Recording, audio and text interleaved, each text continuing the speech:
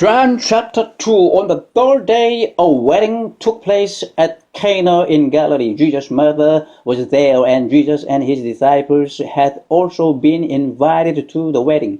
When the wine was gone, Jesus' mother said to him, "They have no more wine." "Dear woman, why do you invite me?"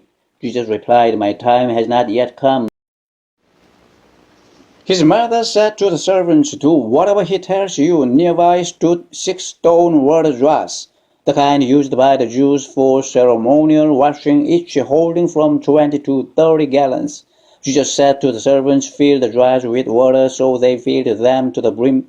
Then he told them, "Now draw some out and take it to the master of the banquet." They did so. And the master of the banquet tasted the water that had been turned into wine. He did not realize where it had come from, though the servants who had drawn the water knew. Then he called the bridegroom aside and said, "Everyone brings out the choice wine first, and then the cheaper wine after the guests have had too much to drink. But you have saved the best till now." This, the first of his miraculous signs Jesus performed at Cana in Galilee. He thus revealed his glory, and his disciples put their faith in him. After this, he went down to Capernaum with his mother and brothers and his disciples. There they stayed for a few days. When it was almost time for the Jewish Passover, Jesus went up to Jerusalem. In the temple courts he found men selling cattle, sheep, and doves, and others sitting at tables exchanging money. So he made a whip out of cords and drove all from the temple area, both sheep and cattle. He scattered the coins of the money changers and overturned their tables. To those who sold doves he said, "Get these out of here. How dare you turn my Father's house into a market?"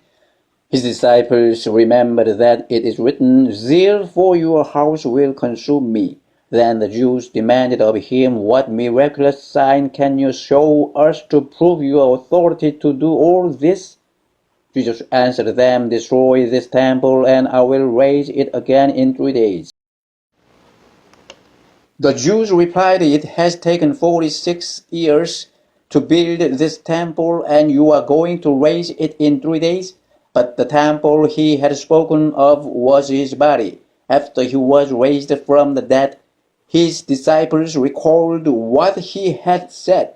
Then they believed the scripture and the words that Jesus had spoken.